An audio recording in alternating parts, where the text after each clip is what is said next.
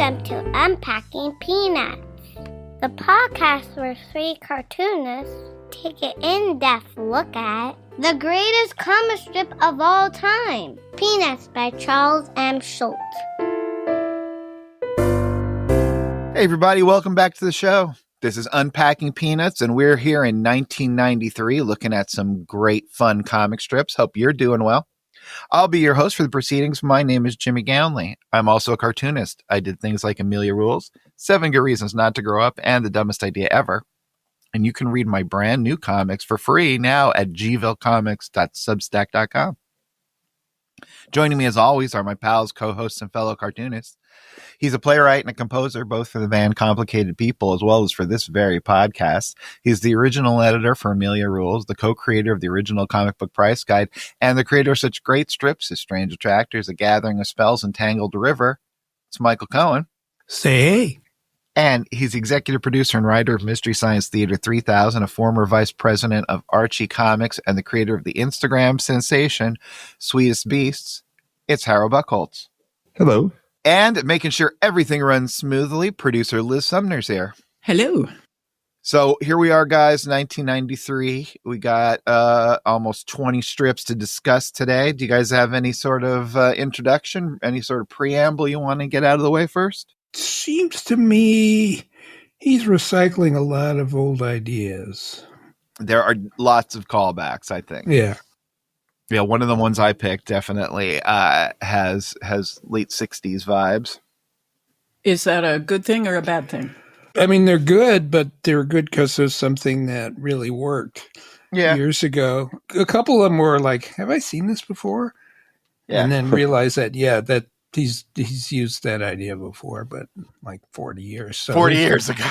Yeah. Liz's question is interesting. It's like once you've created something, and you return to it and you do themes and variations on it, is that good? Do you always expect an artist to be doing something new, or is there something wrong with the guy who created it being the one who just kind of keeps dabbling and changing? Because obviously, going way back in the strip, you just see things over and over again. You see Lucy and Schroeder at the piano. And does it feel in some way different to you, Michael, than seeing things repeated over and over again within its own time period?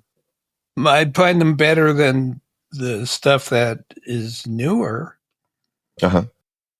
Some of the best gags were what I would call as callbacks. So some of the new things he's trying just aren't clicking with you. If he does do something that looks a little unusual or unique or new, or like say with Rerun pops up and does something. Yeah, I mean, I'm just not, in general, I'm not crazy about where the strip is right now. But, the good ones are still up there, and there's enough good ones to fill a podcast. But what do you miss the most at this point, Michael? I miss some of the more sophisticated humor. Mm-hmm. I think I talked about this last time. It seems like a lot of the jokes are something that little kids would appreciate and enjoy. Okay, so he's somehow simplifying some of the ideas and the newer strips. Yeah, it's not adults in kid costumes basically, as it was earlier on. It's just like kids. This is not kids. These are like mature thoughts, and you don't see a lot of that anymore. So, Michael, do you think maybe it was because you were a child when you first read these that they appeared or more profound or deeper to you, or just had more resonance because there was so much you didn't know? Yeah, well, that's definitely it. I was learning from the strip. I learned a lot from Peanuts. I mean, there are a lot of references. I remember seeing the word Fallout for the first time. Yeah, right. And it was the punchline, and I didn't know what that was. Yeah, so obviously I was looking at it from a whole different perspective than I am now. But I do think it used to be a much funnier strip. And I think I talked in one of the 1960s pods. I made the my theory that he might have been the funniest man in America in the 60s. Right. I wouldn't say that for the 90s. No, but that would also be like inhuman if he was the funniest person for 40 years. Yeah. You know, I feel for artists, like part of me, like Harold said earlier, wants to see constant growth and change, but part of me does want to hear the hits. Like whenever there's a Beatle-y Paul McCartney song, that's always kind of thrilling. Right. And it's weird because like he's the one person that has the right to do it, but is also the one person that in some ways is kind of shying away from doing it, which is a weird position to be in, you know, I think as an artist, to be kind of competing against or reacting against your own past. Yeah. Yeah, I think if we were reading Crazy Cat right now and we were into whatever year, we'd be like, wow, he is just repeating himself over and over again. Yeah. It's like no avoiding it. I mean, that's one of the obligations of a daily comic strip, right? Is in some ways. That's true. Yeah. Yeah. Well, but also, you know, there was no history of these things being archival. Right. I think kind of same with comics. I mean, there was no continuity till the 60s where, you know, these little universes started popping up. Before that, they assumed the readership, every 3 years, the readership would change, and they'd never seen these before. Right. So you can recycle plots, you can recycle covers. It's weird when the way people experience a certain type of art changes. We start to judge the art and the artists based on the new rules and not the rules in which they were made. Another example would be theatrical cartoons, like a Bugs Bunny cartoon or a Terry Toons Mighty Mouse. Back in the day, they turn out one a month. So the most you could see, unless, you know, when they were being made and they were designed for this, is once a month. And you probably wouldn't see everyone because you wouldn't go to the theater every time there was a new one. Yeah. And you probably wouldn't assume you'd ever see them again. Right. And then all of a sudden on Saturday mornings, now you got an hour and a half of these things. You're just going to watch one after the other. And the ones obviously that are more repetitious, or, you know, they tend to be judged on this different level. Well, people often want more of the same. But the question is, would you have wanted Peanuts to progress into something new? I had stopped reading, 20 years before this, so I wasn't conscious of this. But if I had picked up a Peanuts book from 1993, I'd be puzzled by some of the new characters, but I wouldn't go like, wow, this strip has really changed. Right. Formally, it has, 3 Right. panels, 2 panels, 1 panel. It's still recognizably the same strip. Right. Well, and Jimmy, you were just talking about seeing the Bob Dylan movie and artists getting criticized for changing their style. Yeah, that's true. That's true. First off, highly recommend the Bob Dylan movie. Really, really good. Yeah, and actually I had a really long discussion with my daughter about that, who is an art she went to see it with me, and she's an art major. And it is something that's the artist's, it's part of the artist's journey, right? Because you spend the first part of your career finding something that will work and both become, commercially effective for you. And then you gotta repeat it forever. But to be an artist, you don't want to repeat it. And you don't want to even necessarily blame people for wanting you to repeat it, because they're doing that because they love it. Right. Yeah. Right. Well, like the case in point, I just got the Mark Schulz portfolio book. This is another Schulz. I'd say this Schulz is actually more influential to me than the Schulz we were talking about. But basically, it's since he stopped doing comics like 30 years ago, he just focused on drawing covers and, single image, same style exactly, keeps refining it.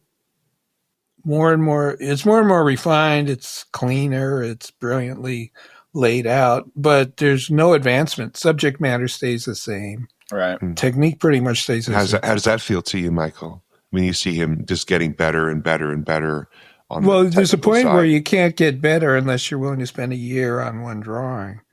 Yeah. In his case, it's all about the detail. Well, it's absolutely an extremely interesting topic, and it's great to be able to have the venue here to discuss this sort of thing, because it doesn't come up in line at the bank. You don't get to talk about, what do you think about Schulz's artistic growth, Mark or Charles? Yeah. Either, it doesn't matter. Now, I do have one piece of leftover business from one of our last episode, one of our recent episodes. We were discussing, did Charles Schulz ever not use panel borders?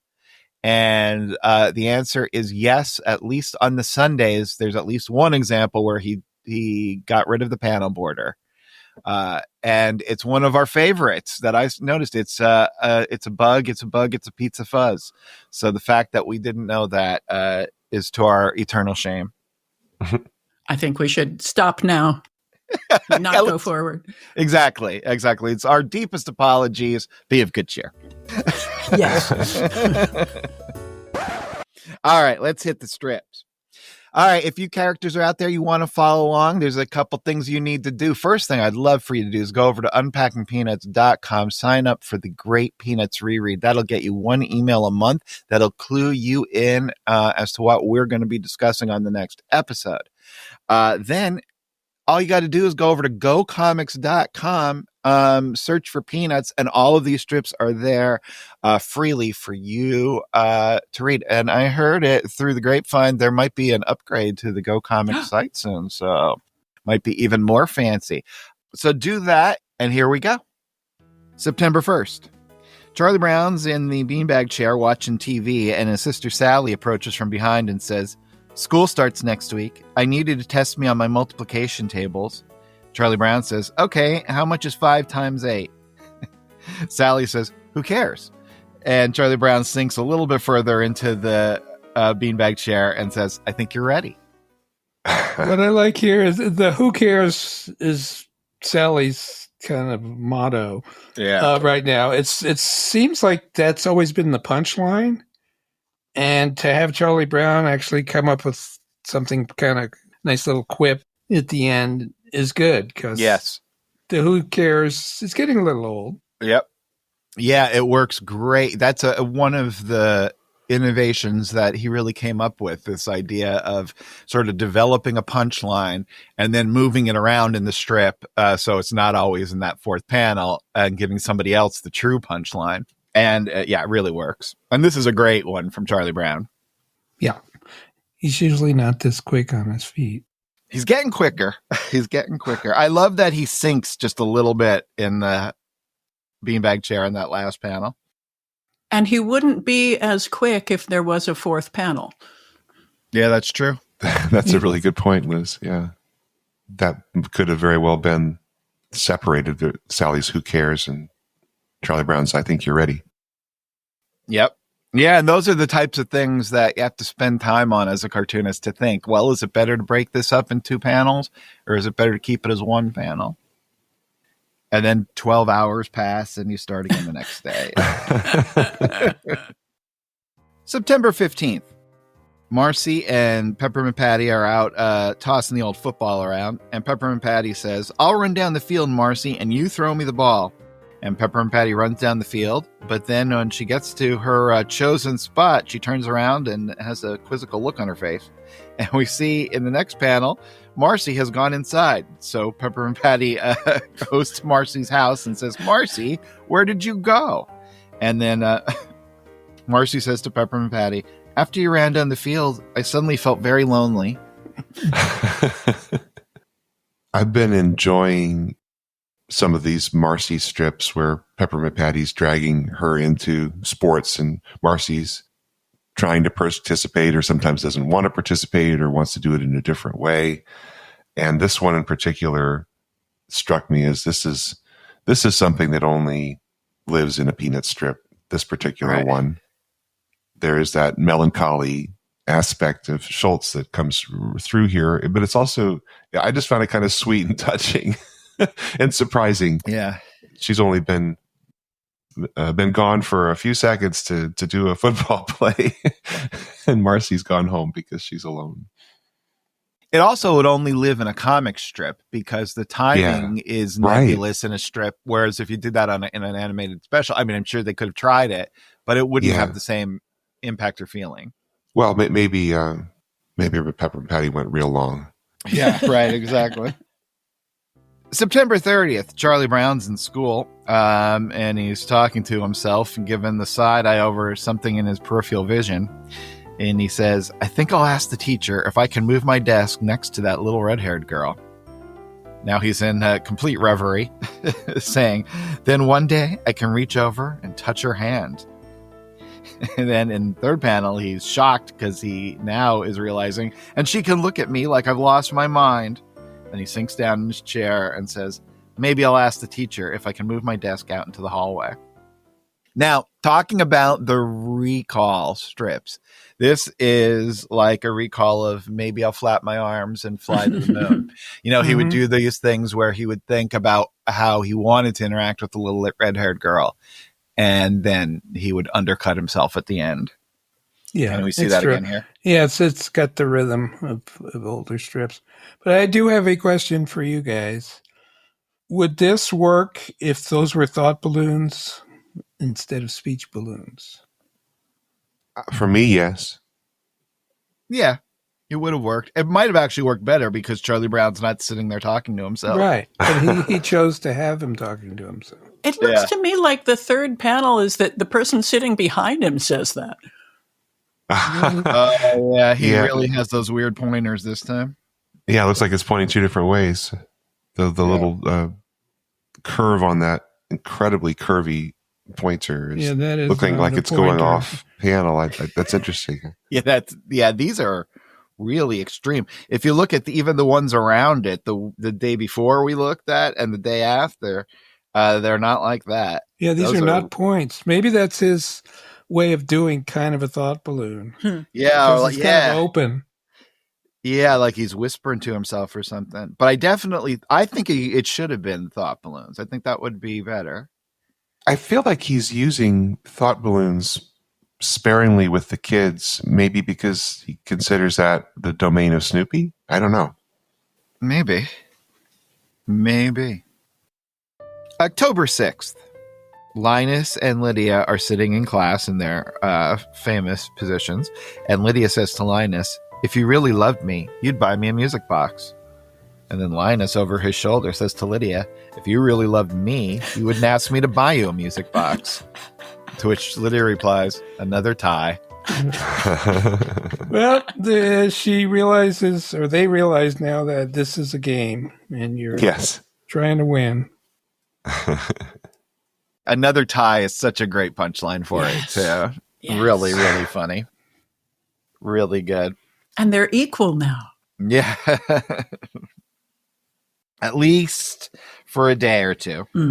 Because October 8th, we're back in class with Linus and Lydia. And Linus has indeed gotten Lydia a music box. And he says to her, or she says to him, a music box? Linus, you bought me a music box. And Linus then puts his head in his hands and rests his elbows on the back of his chair and says, well, you said a music box is the most romantic gift that a boy can give to a girl. And then Lydia says, it is. It's very special. I'll put it with all the others. And Linus sinks down in his chair. Yep. It's a match point for Lydia. You fool, Linus. Looks like Linus shrunk about a foot right there. He's got the double stress lines on either side of his eye there, so. In Schultz's world, it's often the one who puts themselves out on the line that gets hurt, right? And that's probably true for life a lot of times. Well, that's true. That's true. Oh, but Lydia also, first off, for a fact she does not have all these music boxes from little boys. Yeah. But she's sharp. I don't know. It's Lydia. Well, that's true. Well played, I must say. Yes, very well played. Yeah, and you're getting to know Lydia a little better here too. She's been an enigma, and now we're getting to see a few more facets about her. It's kind of fun. This really has been, we've mentioned it multiple times, but a real delightful surprise for me for some of the later Peanuts that Lydia has come into this strip. She's she's a really fun character. It's nice that she's a peripheral character that kind of lives in Linus's world, but not in the other characters' worlds. It's just something he's dealing with. Yeah. I think a lot of other strips wouldn't necessarily do that. Schulz is kind of good sometimes about siloing characters off for the most part with another character, now that he has such a big cast. I'd like to see Sally take on Lydia. Well, you notice this is all well and good, but in a few weeks when we need to have someone out in the pumpkin patch waiting for the great pumpkin, it's Sally again, so. Yeah, it's Linus. He that would just be shooting his whole wad. If he tried to get Lydia out in a pumpkin patch, oh my gosh, maybe I'll be surprised as these 90s strips they never appreciate the loyal ones. No, that's true. That's a good point. Well, if I can quote a great philosopher, boys only want love when it's torture. Don't say I didn't warn you. October 11th. Charlie Brown's back in the beanbag watching TV, and Sally comes up again saying, I need you to write a theme for me. And Charlie Brown says, if you don't write it yourself, how will you ever learn? To which Sally replies, learn? It's never occurred to her before that school and learning were somehow tied together. So who is Sally going to be as an adult? That's a scary thought. A middle manager of something. Absolutely, because she'll never fully understand what's going on or why anything's going on, but she'll move that work through. Yes, she'll be in charge. Yeah. I think she'll do fine. Yeah, she knows how to look out for herself. Absolutely. October 13th. Linus is in classic thumb and blanket position, and Lucy is sitting there with him, and she says, if everyone listened to me, this would be a perfect world. She continues, just think about it. Wouldn't you love to live in a perfect world? And then Linus throws a blanket over his head to ignore his sister. And then Lucy yells, well, why not? Sending Linus flying.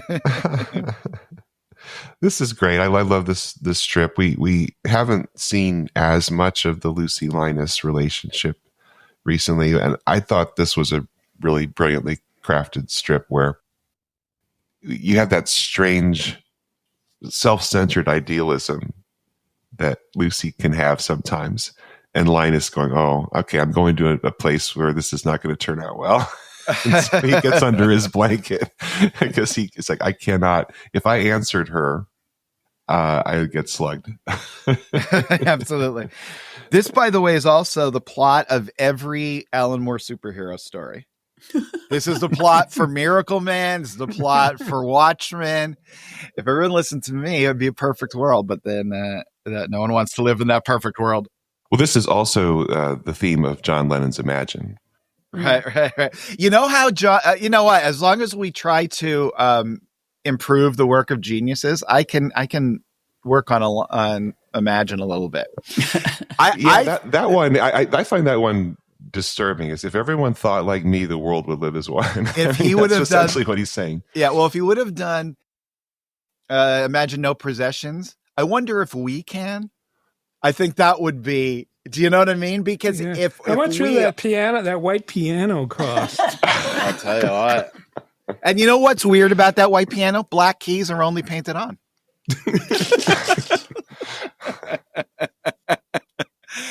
All right, back to Peanuts. October 21st.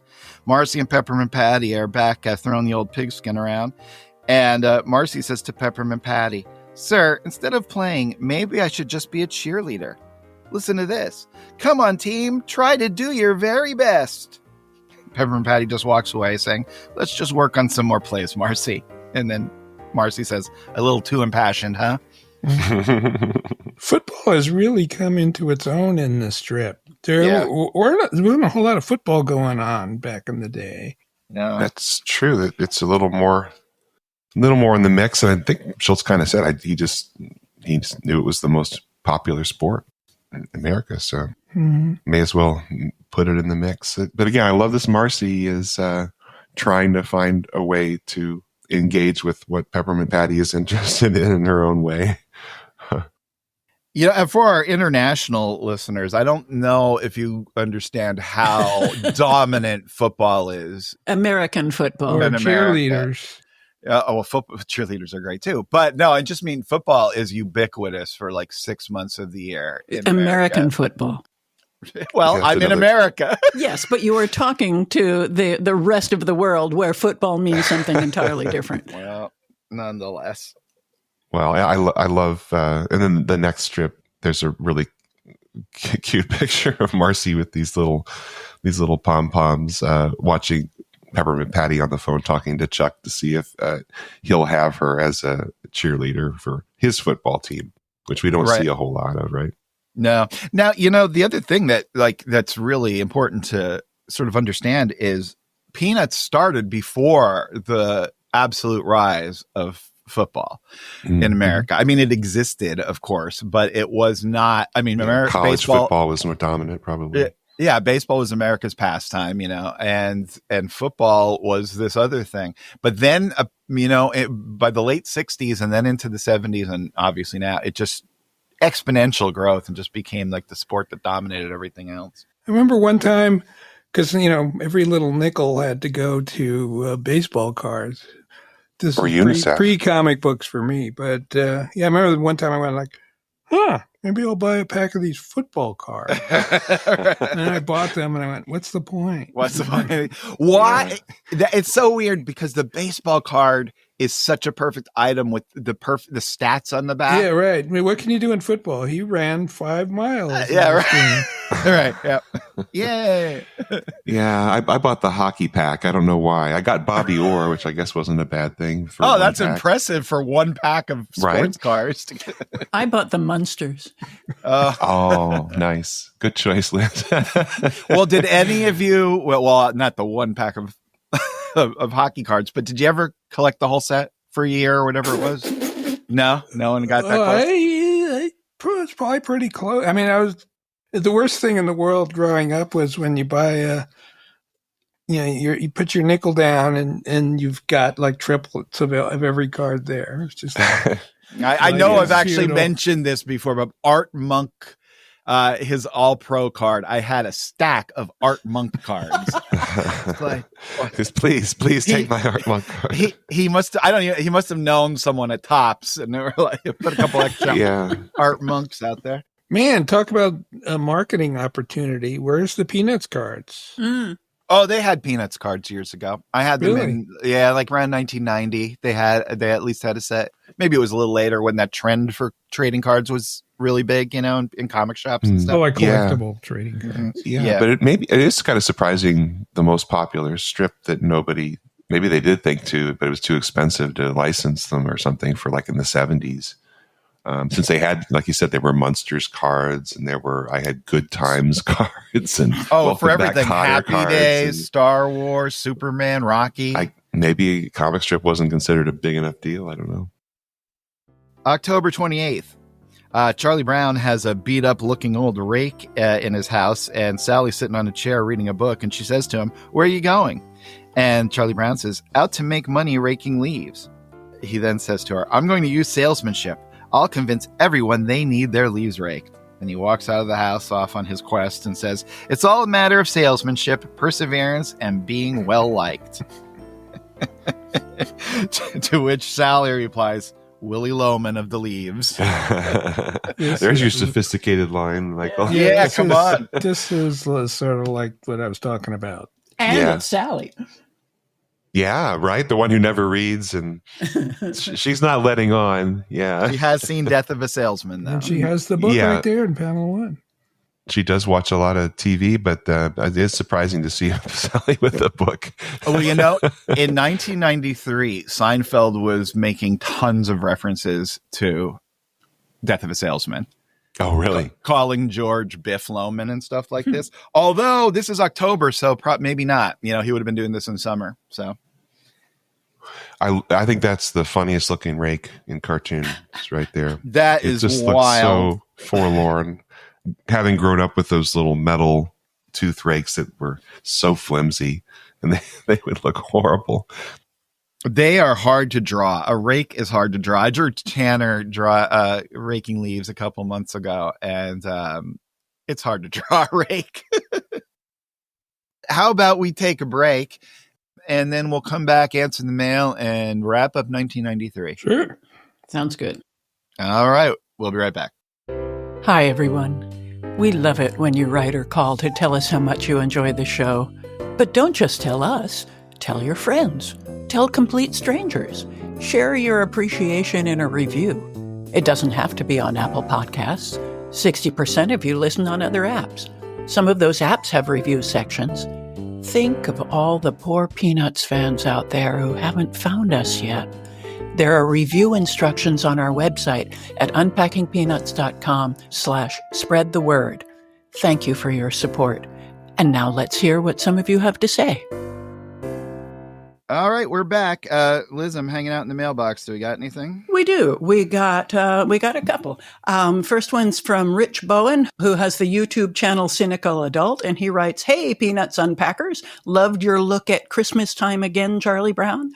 Sally's hockey stick gaffe was a favorite in my house growing up, ever since it appeared in the strip in 1983. There, it was a complete non sequitur, and I thought it was in the cartoon as well. But then, when I was researching my video on Charlie Brown's Other Christmases, I realized every time Sally is rehearsing around Charlie Brown, he's holding a hockey stick. So somehow, without even consciously registering, she was associating hark with hockey stick. And you mentioned Christmas Time Again being produced for the purpose of being shown with a Charlie Brown Christmas. That's literally true of the next Christmas special, Charlie Brown's Christmas Tales. When ABC acquired the rights to A Charlie Brown Christmas in 2001, they ran it uncut. But due to the increase in commercials since 1965, the uncut version ran about 33 minutes. So Charlie Brown's Christmas Tales, at 18 minutes long, was produced to fill out the 1 hour time slot. Very cool. Wow. That's cool. When I'm shows how loved that Christmas special, the first one, was, that they didn't dare cut a single scene out because everyone would notice. Someone would notice. Although I sort of remember a period where it ran without the scene where Linus uses his blanket to knock the can. They did cut, yes. At some point they did cut. There might be some listeners who kind of know how that went, but it seemed like this is a more cynical way to look at it, but anybody who was smart about it at ABC, you can look at the Nielsen ratings, because so often it might be Charlie Brown Christmas and then Frosty or something. And then I do believe it's Christmas Time Again, Charlie Brown. They would run them together, but then you'd have an edited version of the original. So that was happening back when it wasn't as easy to kind of be a purist about an animated cartoon special. But by that time, what happened was, and this has happened for a lot of shows, is you're selling commercials for Charlie Brown Christmas. They're going to go for a lot more money than for the thing in the second half of that hour. Interesting. You know, I would say I understood that Charlie Brown was holding the hockey stick. I think we may have even mentioned that at one point, but maybe not. Maybe in the year when we were talking about it. I guess the leap I can't make is how hark becomes hockey stick. You know, they're too different for me to buy that she has them confused in her head. Yeah. That's, I guess, my issue. Except it's Sally. Yeah, right. But like, I don't know what different, if there's any word that would be better, but that's just me. Yeah. It is a big leap. And Stephen Antonelli writes to us. He says, "Hello, all.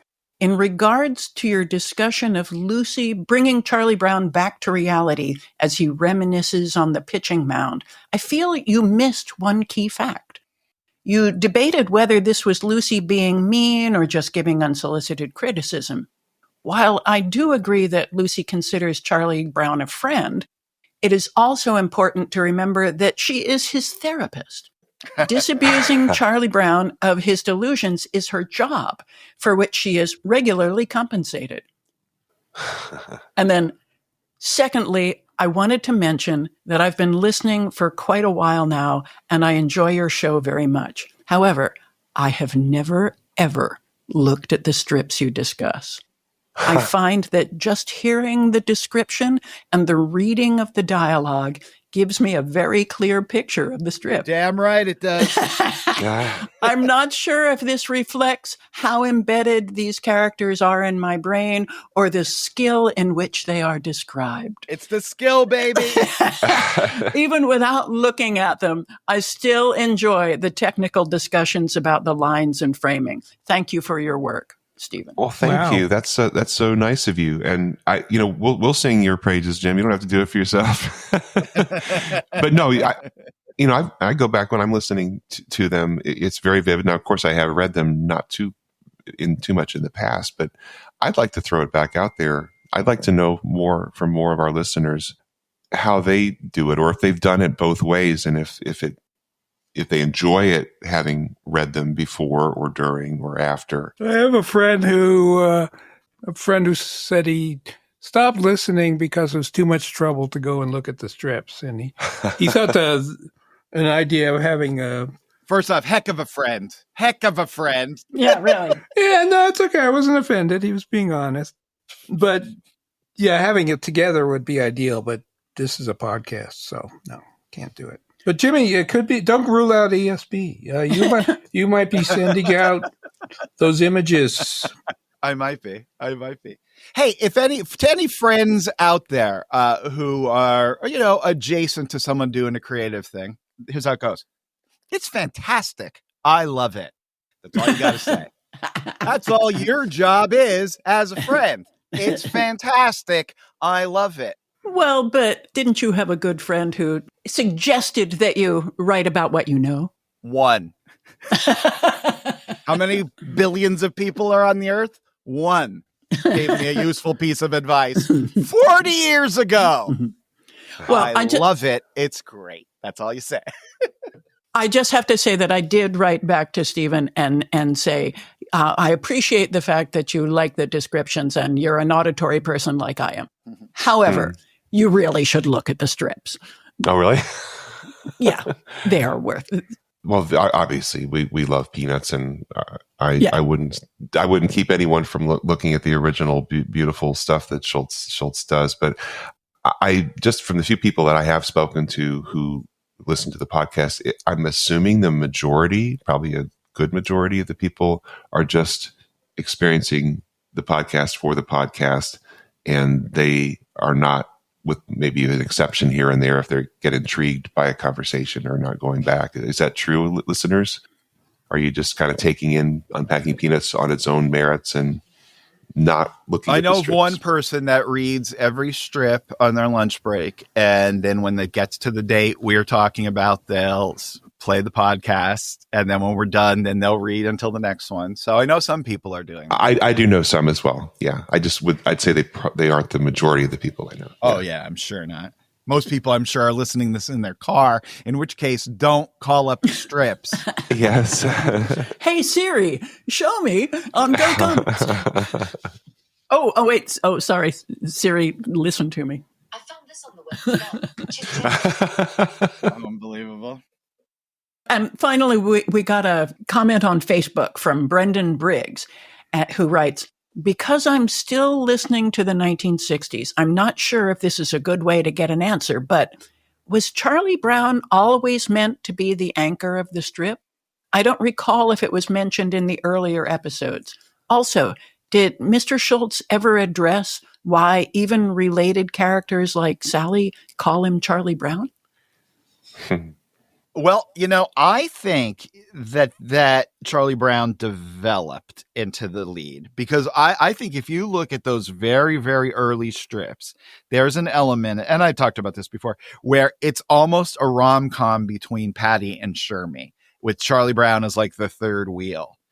But then somehow, just, through repetition and I guess attrition, Charlie Brown became the standout. That's my feeling of how it happened. What about you guys? What do you guys think? Not sure. I mean, his name is the punchline of the first strip. Yeah. Right. Yeah, it was an ensemble. It was actually a fairly small ensemble. Yeah, I mean, Schulz, always says he is Charlie Brown, and Charlie Brown represents his life. I don't know if I totally buy that, but he sure said it a lot. And I think that's something that developed, even if whether or not you buy it 100%. Yeah. I don't think it would have been true in, November 1950. Hmm. He didn't sit down and go, I'm going to create a character that's going to have my foibles. Well, was there and I haven't read all of Little Folks, but was there a lead character or was it just kind of equal? There were no characters at all. It was just gags. But they were recognizable, sort of prototypes. Yeah, like the Saturday Evening Post cartoons and Little Folks, I don't see it like there's one dominant character. I think Charlie Brown could have been seen as like the most forward character in Schultz's mind from the start, but I don't know that I've heard him say that. But it definitely is an ensemble. But it seemed like Charlie Brown, to him, was the one who could make the impact that would reach a reader to what kind of come back the most. That was the sense I have of the early ones, is the kind of the smart alecky kind of kid. And like you said, Michael, he's the focus of the very first strip. So in my mind, he kind of always was a little forward. Yeah. Well, his full name was used from the very beginning. And I don't know if that was a sign of affection. Well, apparently not. I hate him. Well, yeah, apparently not. But yeah, kids had some funny habits among my crowd. Yeah. I guess it was a little later. It was everybody was their last name. Oh, right. Yeah, that was a big thing. You don't see that in Peanuts ever. Possibly with Schroeder. He could be Fred Schroeder. That's true. Von Schroeder. So that's it for the mail. All right, let's get back to the strips. November 6th, Marcie's on the phone, and she says, "Hi, Charles. Did your dog get home all right?" This is after a sequence of Snoopy has been visiting people in the neighborhood in his World War I flying ace getup. The next call is from Lucy, who says, "Sure, Charlie Brown. He almost kicked our door down." Then Peppermint Patty, "Hey, Chuck, that's a weird dog you've got there." Then Schroeder is in on the act. "So all I'm saying is I don't want him leaning on my piano." Then the last panel, it's Charlie Brown with Snoopy in his flying ace getup, and Charlie Brown, still on the phone, says, "Why can't I have a normal dog like everyone else?" To which Snoopy replies, "Was that General Pershing? Tell him I'm on my way." This was an interesting one for me because this was the Saturday strip in a 6-day daily sequence, and Snoopy's stopping by everybody's place and there's doing a different gag. And I don't know that I remember seeing such a clean wrap up of what's happened in the first 5 days on the 6th day of the dailies, where everybody is complaining to Charlie Brown of what had just happened in each of those previous strips. I thought it was kind of cool. It was kind of fun.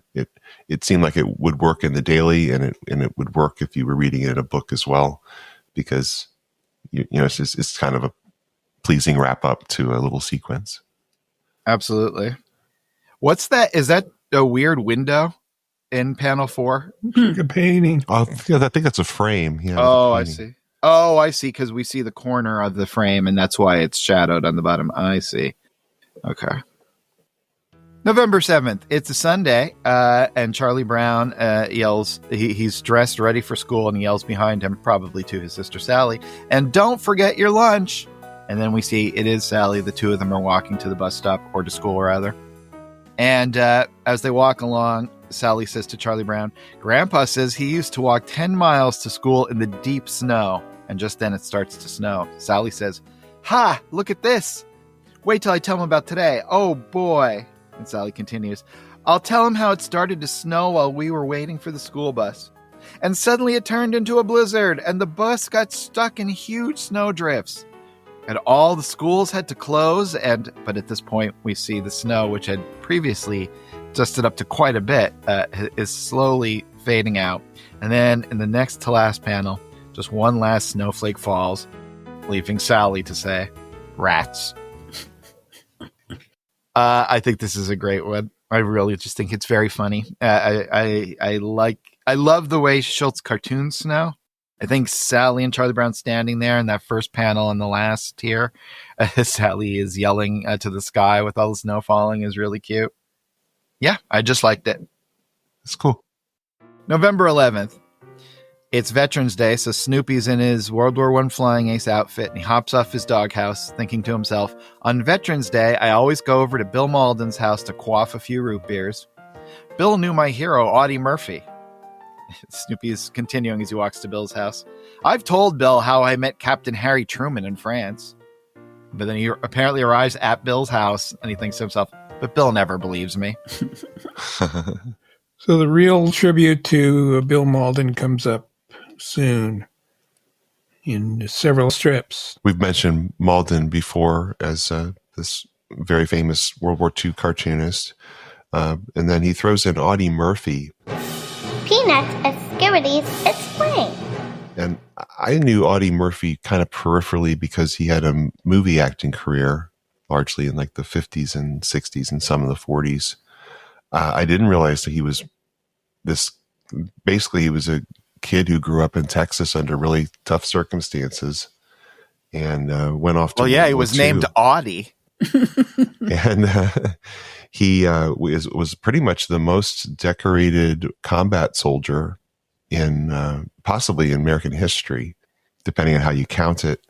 And he was credited with over 200 kills in combat. Can you imagine? And apparently he had experienced some major PTSD. You don't say. Life, you know? But for who he was in that war, he was fearless.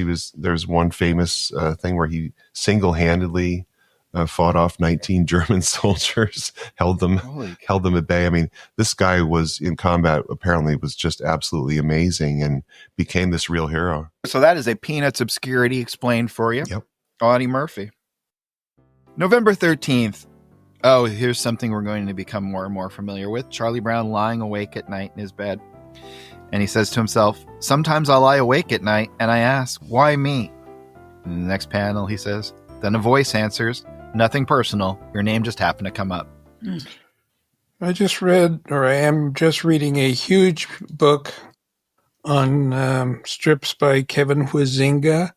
I don't know this. Who I think is one of the real masters of the form. It's called The River at Night, and it's basically all about not being able to sleep. And a really smart guy just can't turn his brain off. And he's thinking about time and geology and all kinds of things. What? This is a comic? Yeah. No, it's a comic called Ganges, which is the character's name. And it's one of the all-time great comics. I've never heard of this. How have you never mentioned it to me? Because I'd never bought Ganges, but I've been getting these collections of his work. It's beautiful, very cartoony, and he's like a master. It's just beautiful stuff. And when was he published? 90s. He's still working. Is he a listener? I doubt it. Yeah, he should be up there with Chris Ware and the others, but he seems to be ignored. Interesting. Wow. I've never heard of him. Give me his name and I'll put him in the show notes. Kevin, his last name is Huizenga. Wow. Thank you. And the book's called The River at Night. It's really dense. It's like 12 panels a page. Awesome. All right. Well, we'll be checking that out. November 15th, Peppermint Patty and Marcie are in class, and Peppermint Patty says, today? The test is today? Yes, ma'am. I'm surprised. I thought maybe before the real test, there'd be a pro-am. I picked this one. The reason I picked it is that he had to go out of his way to have Marcie put the glasses on top of her head just so that we could see that she's rolling her eyes at Peppermint Patty. Yeah, which is very, I think, silly and fun. This didn't do anything for me because I had no idea what a pro-am is. Oh, Let's see what a pro-am is. That sounds like something from the 70s for some reason, like that you would see on Wide World of Sports. Isn't it a tournament that mixes both professional and amateur, usually golfers? Pro-am would make sense. That Pro-am is a sporting event where, Harold, this is your finest moment in athletics. Are you ready? Well, Pro-Am that's is a sporting event where professional athletes and amateurs compete together. But no, the reason I picked it was not because of the strip, but just because I thought it was so funny watching her have to put her glasses on top of her head so we could see her eyes. Yeah, it's an important eye roll. Yeah. Exactly. November 16th. Charlie Brown and Snoopy are in the old beanbag chair watching TV, and Sally says, "This can of dog food cost 89 cents, and she is holding it to show. Then she says in the next panel, "This frozen dinner you're having tonight costs $3.50. She walks away saying, "Mom and Dad should trade you in for another dog." And then Charlie Brown looks at Snoopy and says, "Stop grinning," which Snoopy, in fact, is. I was just wondering, I mean, they could just as likely trade Sally in. That's true. You got to watch what you wish for. And really what's disturbing is, where did Snoopy's ears go on panel 3? Oh, and 1. Oh, true. Oh, yeah, no ears. That's funny. I think it's so cute, though, seeing Snoopy and Charlie Brown tucked in the beanbag chair together. Yeah. Let's think of him and Schulz and That's like Andy. 2 punchlines. Yeah. The drawing of Snoopy in panel 3 is why I picked this one. That is the little sweet, smug look on his face is great. But 4 is great, too. That's true, too. But the 3, I'd never quite seen Snoopy look like that. No. Out of ears. December 5th. Linus, in I guess a symbolic panel, maybe not, has made a big snowman. But then we cut to the second panel and we see him making a much smaller snowman.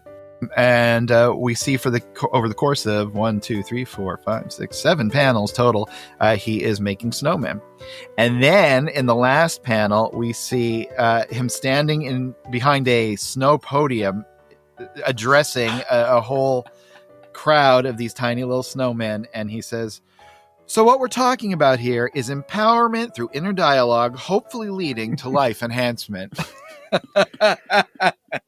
That's funny because the original one, I mean, this is a real callback. Right. He's also making this huge army of snowmen, but he's like he goes totally fascist. He's like Mussolini addressing the troops. But here right. He's become sort of a guru. He's now like a PBS speaker in the 90s. Yeah. Self-help, for sure.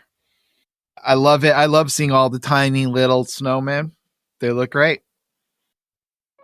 December 7th. We're in the middle of a sequence where Peppermint Patty has suggested the kids play some down in the dirt football. And things get pretty rough, and it gets really rainy, and they're playing around in just heaps of sloppy mud.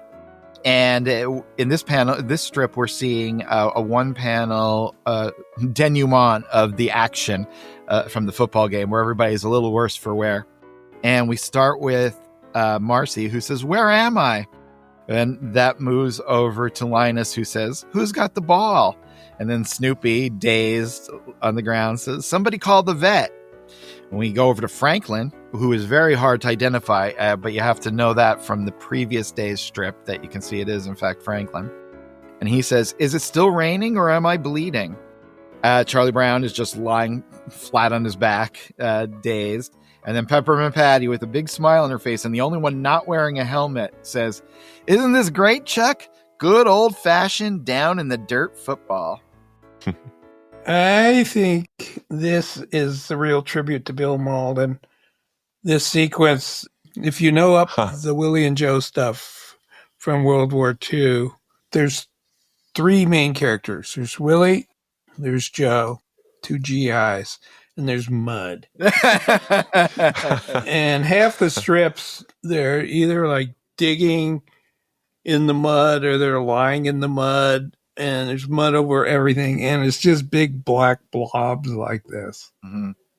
Yeah, I totally see that. I think this looks awesome. I think it looks so expressionistic. I think it's one of his most radical artistic choices. Mm. Yeah. And it's 90s. It's got 90s grunge. Yeah. Yeah, I agree. Talk about doing something new. He did something new here. This was a fun sequence to see.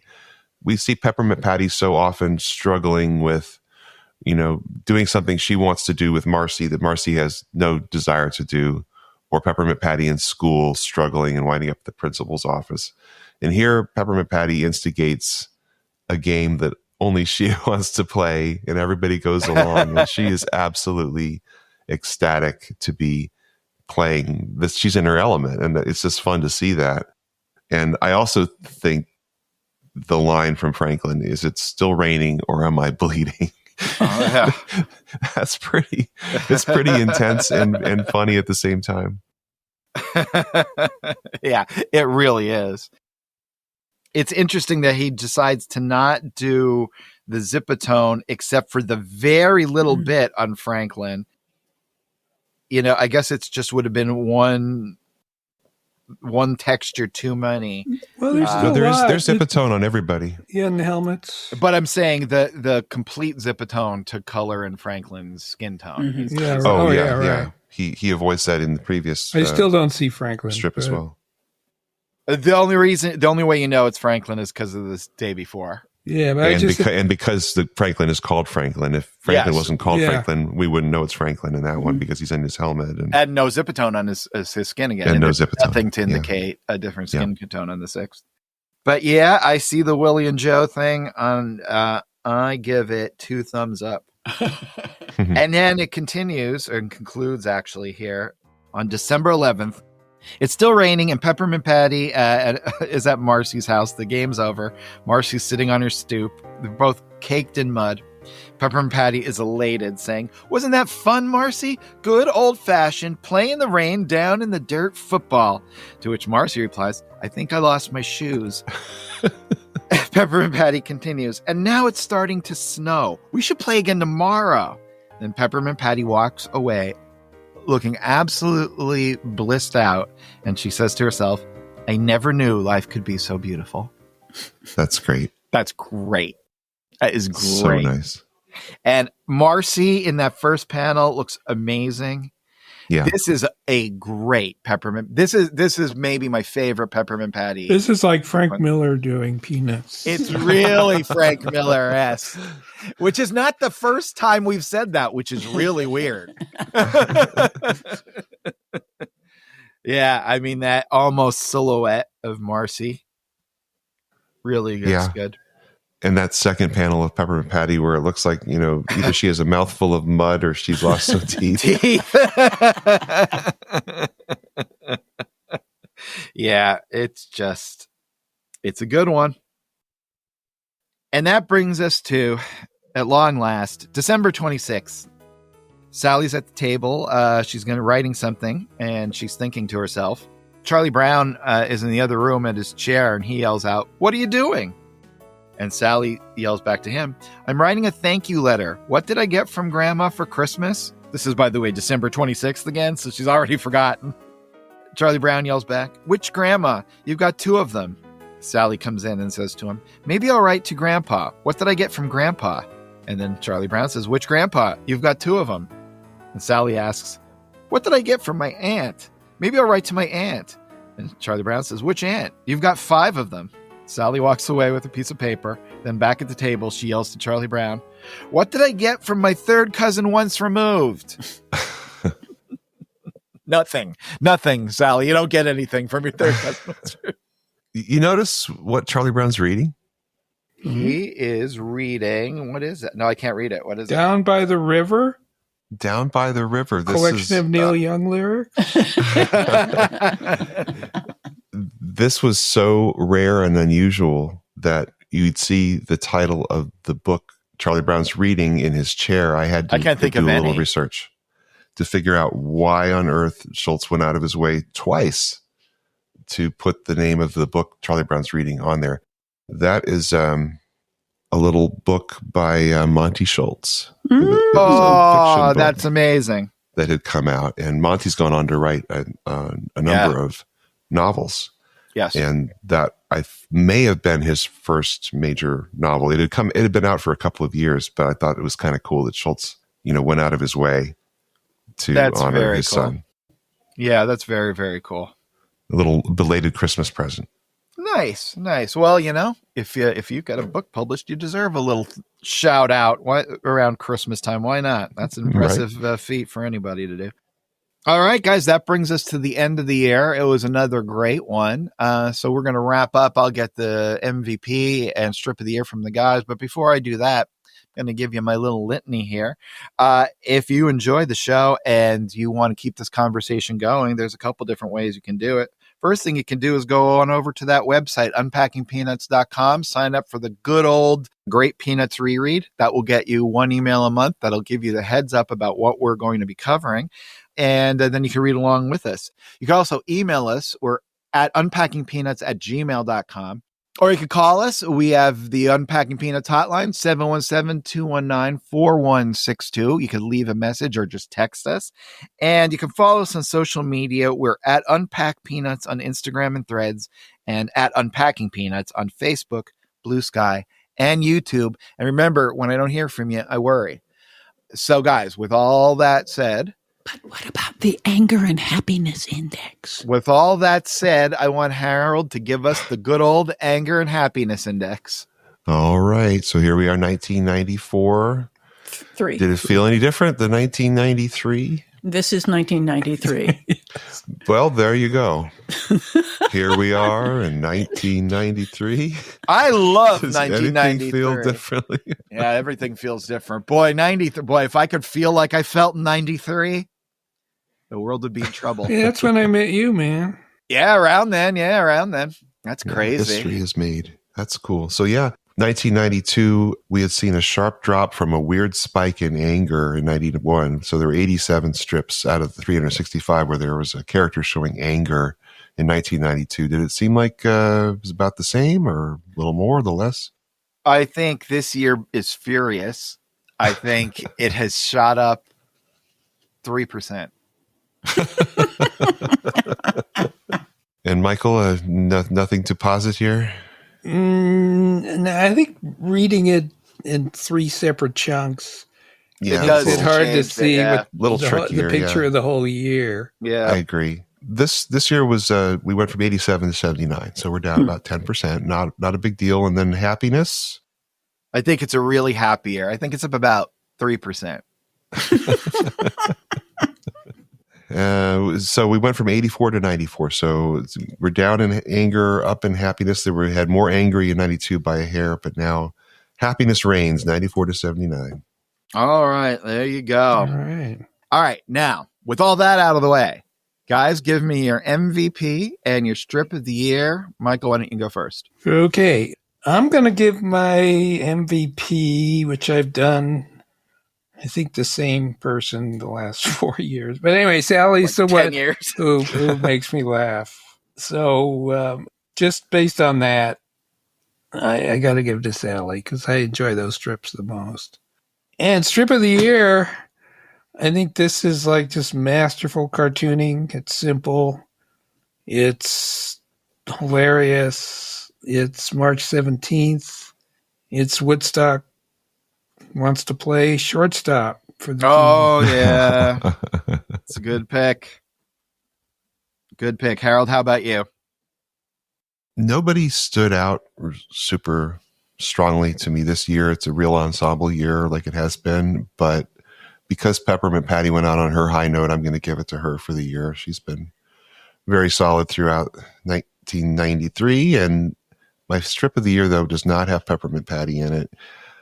I really do like the strip from July 18th where Snoopy is disturbed at night and bangs on the back door, and too. Charlie Brown in bed comes out and basically gives some solace to Snoopy and shows him some real kindness and love and ownerly wisdom, and sends him off to be reassured. And then he's back in bed with his nose just above the cover saying, "Who reassures the reassurer?" Yep. That's definitely the most profound. Yeah. Deepest of the strips. I'll tell you, of those two that you guys picked, those are classic Peanut strips. You know, they are up there with anything. And that's amazing to be able to say that about anything that's gone on for 43 years. Yeah. You know, I've gone on for 52 years. And let me tell you, my best years are behind me. There's no new tricks or no, that is it. I'm going to agree with Harold and go with Peppermint Patty because I think this Down in the Dirt football is my favorite Peppermint Patty strip series so far. And I'm going to give strip of the year to December 11th. I never knew life could be so beautiful. That's a great strip. Great. And it's just so great to have her have that moment of joy because that's the moment I have every week when I get to hang out with my pals and read my favorite comic strip. And I'm not even kidding. I really feel that way. Hey, Harold, before we wrap things up, do you have any places you're going to be that people can come see you? I am. On 25th of January, it's a Saturday, I will be at the Frankfurt Con in Kentucky, if anyone's in the Kentucky area. And on January 26th, the Sunday, if Frankfurt is too far away for you in Kentucky, you can go to Northern Kentucky Con in Hebron, Kentucky. I'm not sure if I'm pronouncing that right. So those are my 2 events coming up quickly. Oh, you know, while we're announcing things, I need to tell you guys, one of my favorite comics of all time is being serialized on Substack right now. Michael. Yeah, Strange Attractors. Tell us about where can people find Strange Attractors, the soon-to-be completed classic sci-fi comic. Well, it's not soon to be completed because I'm going back and running 1 strip a day starting on issue number 1. So the eventually to be completed. Eventually to be completed. It's Strange Attractors Omnibus at Substack.com, correct? Thank you. All right. So everybody come back next week where we will be talking about 1994. Can you believe it? What? All right. So we'll see you characters then. Until then, for Michael, Harold, and Liz, this is Jimmy saying, be of good cheer. Yes. Be of good cheer. Unpacking Peanuts is copyright Jimmy Gownley, Michael Cohen, Harold Buckholtz, and Liz Sumner. Produced and edited by Liz Sumner. Music by Michael Cohen. Additional voiceover by Aziza Shakrala Clark. For more from the show, follow Unpack Peanuts on Instagram and Threads. Unpacking Peanuts on Facebook, Blue Sky, and YouTube.